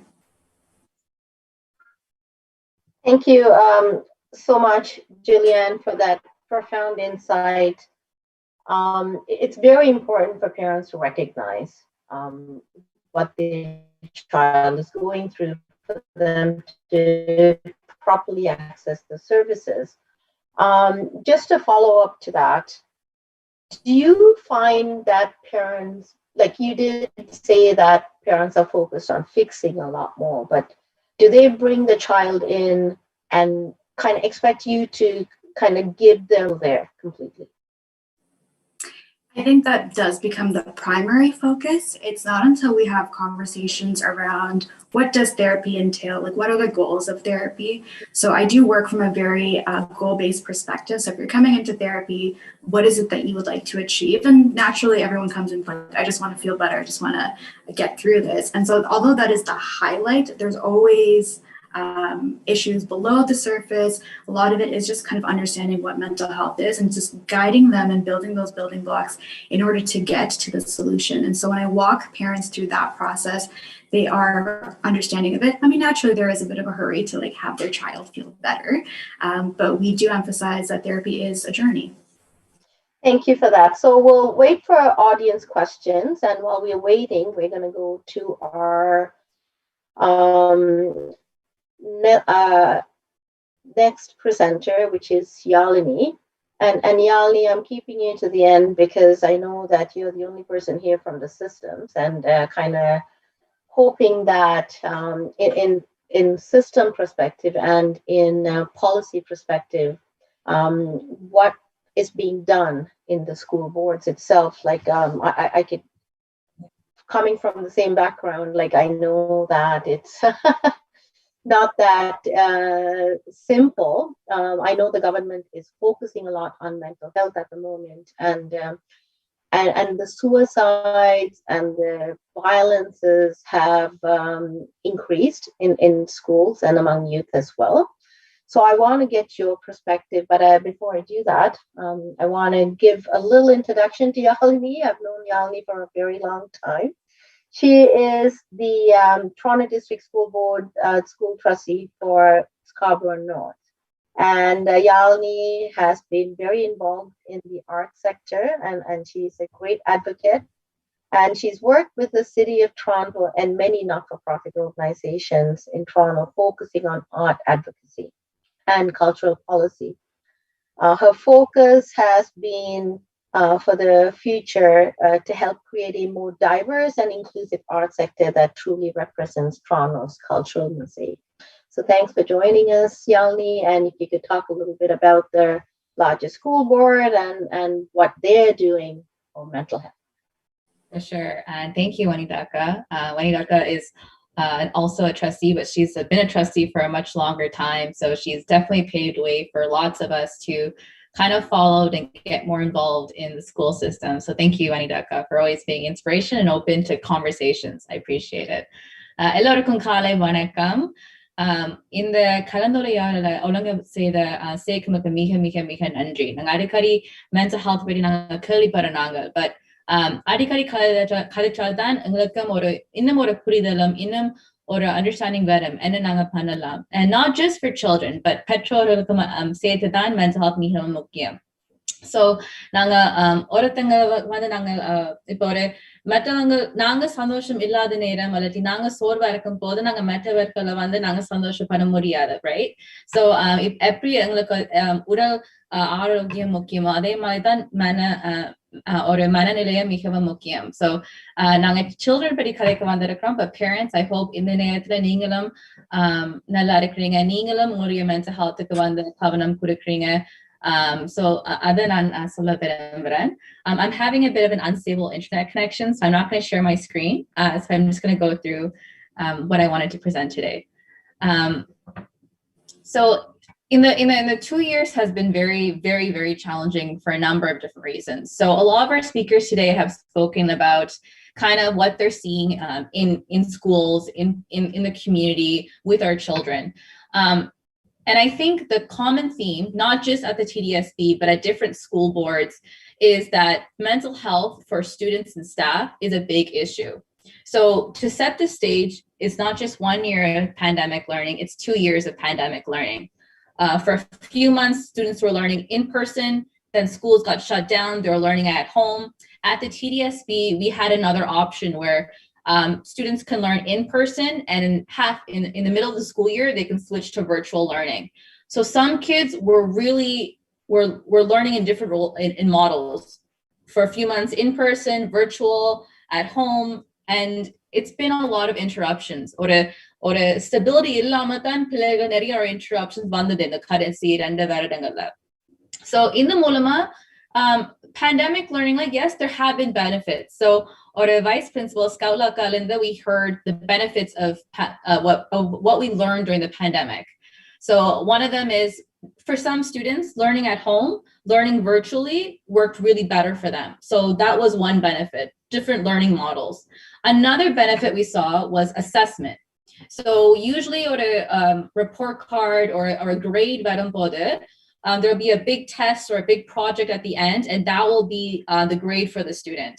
But during this pandemic, we've learned that different types of assessment, so multiple opportunities to complete a project or multiple opportunities to improve a grade. So on the assessment mulama, we've learned that it actually helps student grades, and that's something we've learned from the pandemic. So while the pandemic has been stressful, there has been some things we've learned, especially when it comes to how students deal with stress. Even though there are benefits, I think at the bottom, at the end of the day, we've established that students learn best when they're at school. One big thing is attendance. To better understand who's in the school building, to better understand how students are learning, being aware of which students are in our classrooms is very important. And The best way to do that is when students come to school and we can see students in their seats. சில நேரங்கள்ல வந்து அப்பா அம்மா வந்து பிள்ளைகளை வந்து ஸ்கூல்ல drop பண்ணுவாங்க ஆனா பிள்ளைகள் கிளாஸ்க்கு போறது இல்ல and attendance marks that. Why a student doesn't go to classroom? Why they're not engaged? Is it because they're not good at their subject? Is it because maybe someone in the classroom is bullying them? There are different reasons why students aren't engaged in classrooms, and attendance is a really good factor to track that. So kids being in school is very, very important.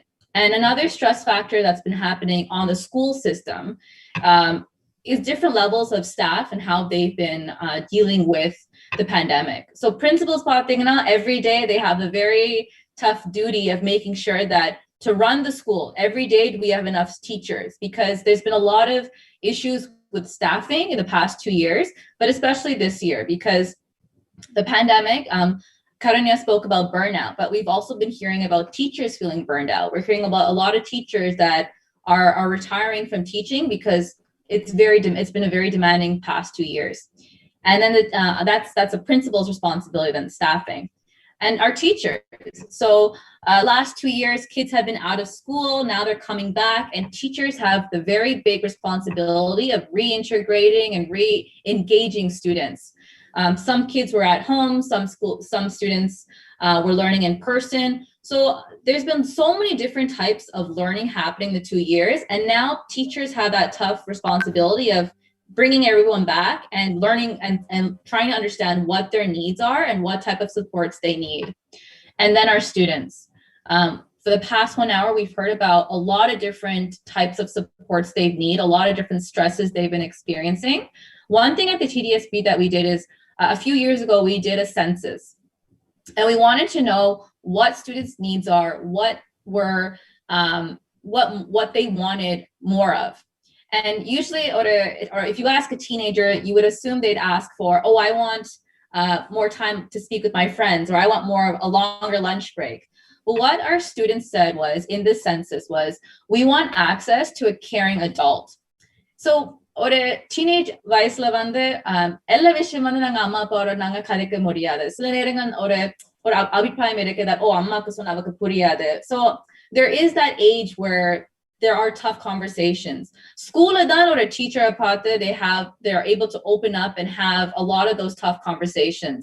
So being away from the school during this pandemic has been difficult to build those really important relationships with the teachers, with the coach, and have that type of relationship. And not just with the teacher, but friends. At this age, that friend group is really important, and it's a good stress relief when you have someone to speak to. And of course, there's a concern of not just this pandemic, but prior to the pandemic, we know that there were kids that were struggling already.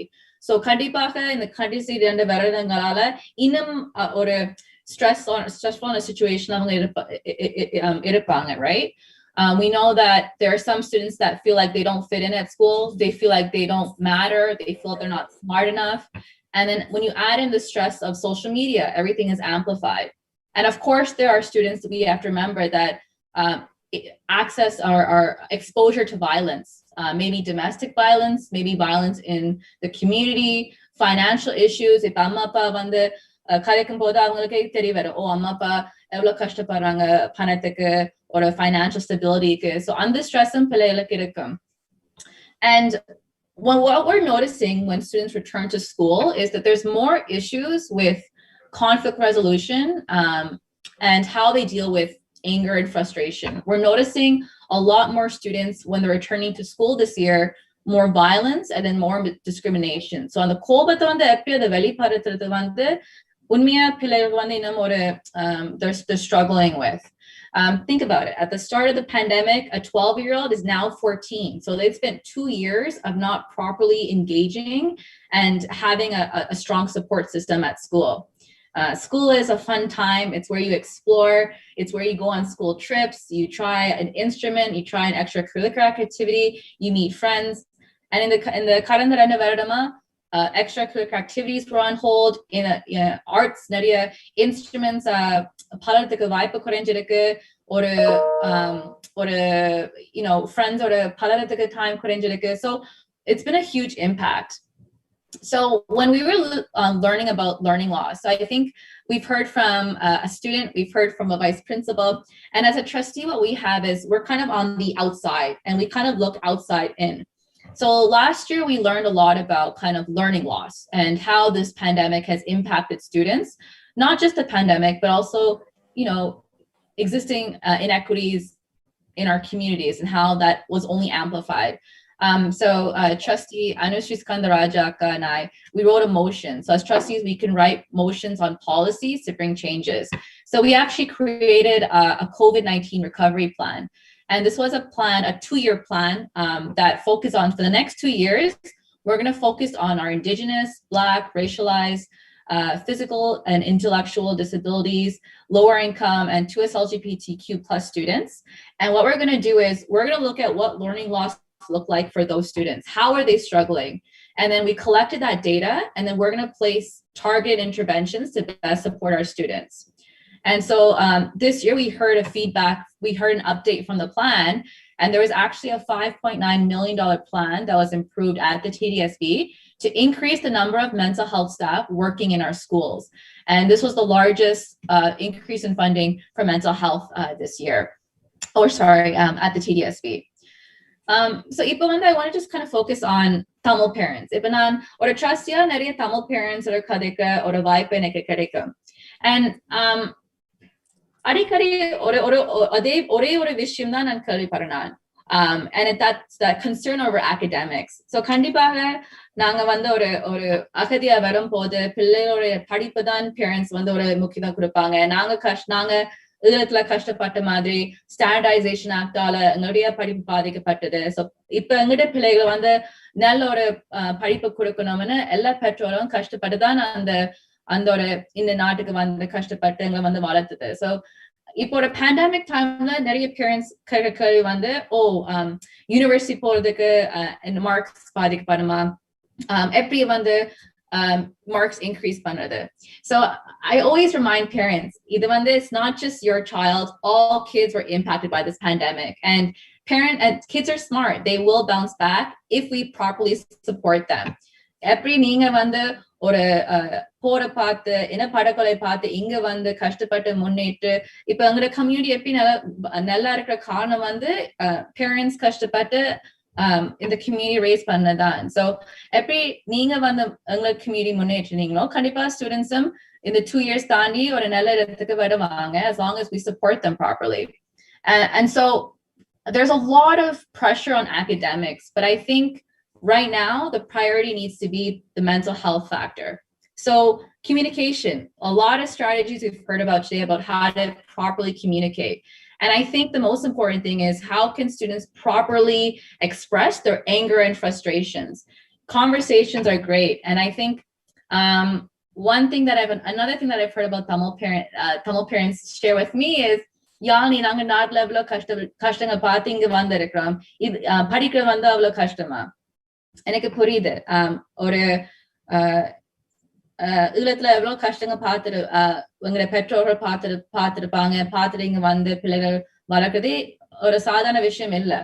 ஆனா இங்க இப்ப வளர்ந்து வர பிள்ளைக்கு அவங்களோட கஷ்டம் தான் பெருசா தெரியும். சோ உங்களுக்கும் அதோட புரிதல் இல்லாம இருந்தாலும் அந்த நேரத்துல just let them express themselves. ஒரு கோபம் எக்ஸ்பிரஸ் பண்ணிக்கல, ஒரு frustration எக்ஸ்பிரஸ் பண்ணிக்கல, just let them have that space. இப்ப கரண்யா ஒரு ஸ்டூடெண்ட் வந்து இப்ப பேசினாங்க, இப்ப அவ சொன்னவா எனக்கு வந்து அம்மா அப்பா இருந்தாலே இப்ப ஒண்ணுமா அவ கதைக்க மாட்டா, நான் அந்த இடத்துல இருந்தாலே அவக்கு ஒரு she feels a little better. So சின்ன விஷயத்திலே ஒரு பிள்ளைகள் வந்து they experience some type of relief. So that type of space is important for them. And also I think, whether it be an art form or sports club or team, having a hobby or allowing students to follow a passion is really important. Sometimes எதிர்பார்ப்பு இருக்கும், ஒரு பிள்ளைகள் ஸ்கூல்ல வந்தா அந்த full time homework செய்து படிச்சு கொண்டே இருக்கணும். ஆனா ஒரே படிப்புல இருந்தால் it's also not good for them. They will experience burnout, like Karani also shared. So having a side hobby or having a passion and allowing your kid to explore it allows them to kind of distract themselves, allows them to channel frustration and anger in a more healthier way. Also, the confidence increase panam. They live in a world where social media is everything, and there's a lot of pressure. Or மற்றவங்கள் வந்து ஒரு அவங்களுடைய validation, அவங்களுடைய opinion வந்து kind of we live in a world where sometimes they seek out other people's validation. நான் இப்படி உடுத்தினா அவங்களுக்கு பிடிக்குமா, நான் இப்படி பேசினா அவங்க வந்து என்னோட கதைப்பாங்களா. So அப்படி இருக்கும்போது நாங்க ஒரு artsக்கு போறதோ or maybe ஒரு sports team join பண்ணிக்கல, when we do well in those type of things, our confidence also increases. நான் ஸ்கூல்ல படிக்கும் போது எனக்கு math வராது. எனக்கு math classroom போனாலே எனக்கு ஒரு மாதிரி classroom எல்லாம் எப்படி தலைகள சுத்தம், எனக்கு வந்து I get scared. But எனக்கு ஸ்கூல்ல வராத கான்ஃபிடன்ஸ் நான் ஒரு டான்ஸ் பண்ணும் போது எனக்கு அந்த கான்ஃபிடன்ஸ் எனக்கு வரும். அண்ட் அந்த கான்ஃபிடன்ஸ் தான் எனக்கு நல்ல ஒரு வேற விஷயங்கள் ஸ்டார்ட் ட்ரை பண்ணதுக்கு வந்து எனக்கு ஒரு நம்பிக்கை கொடுத்தது. ஸோ சம்டைம்ஸ் பிள்ளைகள் வந்து ஒரு மியூசிக் மேலேயோ ஒரு ஆர்வம் காட்டும் போதோ இல்லாட்டி ஒரு டிராயிங் மேல ஆர்வம் காட்டிக்கல encourage that, because அது மூலமா தான் பிள்ளைகளும் ஒரு they get some type of encouragement. I do have a slideshow with lists of resources, but I don't want to lose my connection, so I'll share the link in the chat, and I'll just really quickly go over it. Yeah, and also if you want to share that with SACEM, they may be able to send it to people or even to share with the participants. Sure, okay, most definitely. So I just have a few really quick slides that I'll share, and then I'll just wrap up. So the TDSB has a lot of great resources on our website. So it's not just for children, it's for students, it's for teachers, but also parents. There are parents of students who are on the autism spectrum, who have behavioral needs. So those parents, they are really, we're hearing that they're very stressed out. And in the pandemic time, especially, school they have additional supports, but sometimes adilla medicum. So on the parents, they're very stressed out. And if you go on our website, we actually have a link where every Tuesday and Thursday, we have a virtual drop-in. So நீங்க இந்த meeting join பண்ணி உங்களுக்கு என்ன ஒரு questions இருக்குதோ, எப்படி ஒரு mental health சம்பந்த விஷயம் இருக்கலாம், or if you're a parent of a student that's on the autism spectrum or has a behavioral need, you can ask them any question. So the people that are leading these meetings are from our professional support service. So if you have any question, you just have to join this meeting. They're every Tuesday and Thursday, and they'll be there to answer any of your questions. We also have a lot of culturally relevant supports. So not all supports will work, not one support will work for all kids. Every kid is different, and how we support them needs to look diverse as well. So எங்களுடைய mental health and well-being section பார்த்தீங்கன்னா even Tamil community target பண்ணி mental health supports இருக்கு. ஏன்னா எங்களுடைய experience is different. The experience of a Black student is different than experience of a Muslim student, and it's different from the experience of a Tamil student. நாங்க வந்து we have intergenerational trauma. We had a lot of cultural shock coming into this country. So our supports need to look different. So on the website, Liam, Tamil community target bunny, there are mental health supports on there as well. And then we also have a section just for students, and which includes grief resources. And then we also have a section for parent and caregiver. And also, even nanem trustee Anushree Skandaraja anaka nanum maligna the COVID recovery plan adledike. So what's really interesting about the recovery plan is they have a lot of demographic data. So just from the last 6 months, they have excellent research data on how this pandemic has impacted kids. So if you wish to learn more, that resources is also there.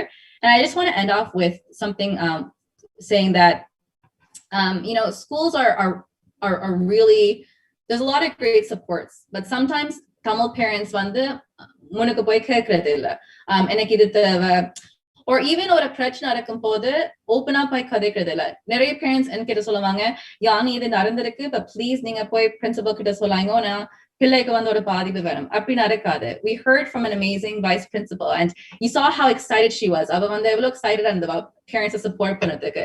The principal is there to support families and even அப்படி ஒரு விஷயம் நீங்க பார்த்தாலாம், if you notice that maybe the school isn't taking care of it, go to the superintendent, and if nothing's happening there, then go to the trustee. We have different levels and different supports there to make sure that parents are supported and have their voices heard. So yeah, Akka, that's it for me, Maidaka.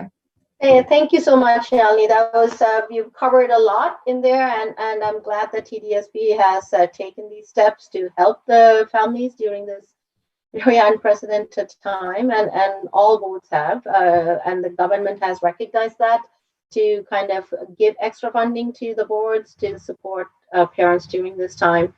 We are well over time, so I just wanted to ask one question before we end off, and there's going to be a vote of thanks very soon as well.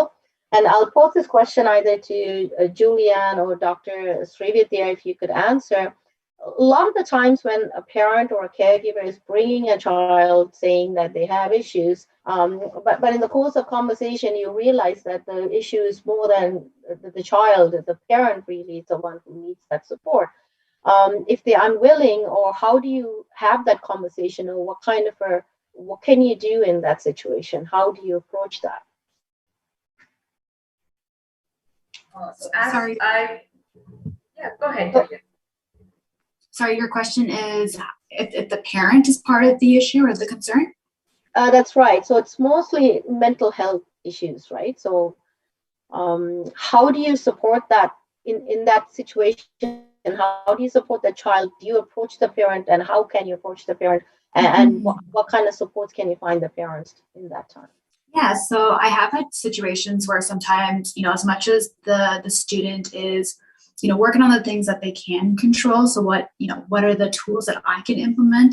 Sometimes we do need that extra push from mom and dad to help support along the way. So I always gauge around what the student or a client is comfortable with.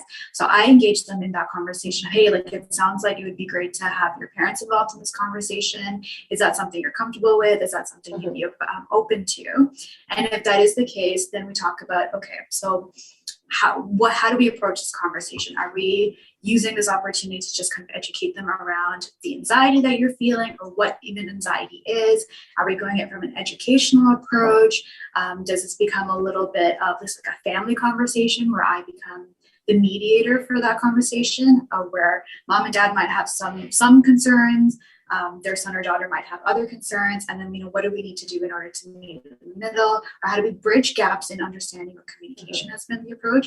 But it's always client centered. So what is it that the client would be comfortable with? What are they open to? And what would be best effective for them?